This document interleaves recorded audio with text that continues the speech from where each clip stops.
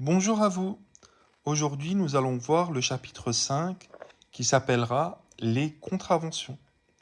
Donc, les contraventions sont les infractions les moins graves dans le système juridique. Elles sont classées en 5 catégories, de la première à la 5e classe. Et les peines encourues varient selon cette classification. En premier, on a les contraventions de première classe.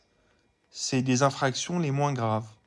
Et les peines encourues peuvent comprendre une amende allant jusqu'à 38 euros. En deuxième, on a les contraventions de deuxième classe et elles concernent des infractions un peu plus graves. Les peines encourues peuvent être une amende pouvant aller jusqu'à 150 euros.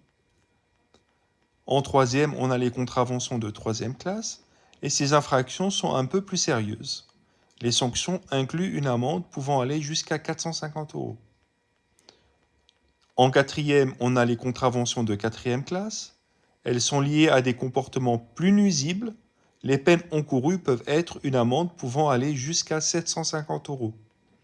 La possibilité de suspension du permis de conduire pour certaines infractions liées à la circulation. En cinquième et en dernier, on a les contraventions de cinquième classe.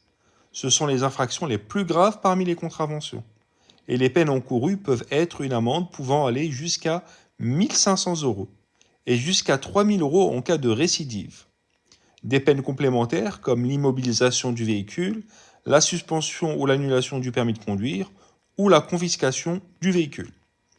Ces peines peuvent être adaptées en fonction de la situation et des amendes forfaitaires ou des mesures alternatives peuvent être appliquées dans certains cas. Par exemple, pour certaines infractions de la circulation, des amendes peuvent être réglées directement en ligne avec des réductions pour paiement rapide. Donc c'est souvent des réductions de 20% si on paye dans le mois.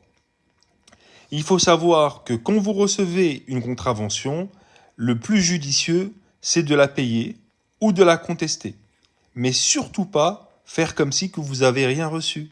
Car si vous faites de cette manière-là, vous pouvez recevoir une ATD, une saisie administrative à tiers détenteur, et on vous prend l'argent sur votre compte sans votre consentement.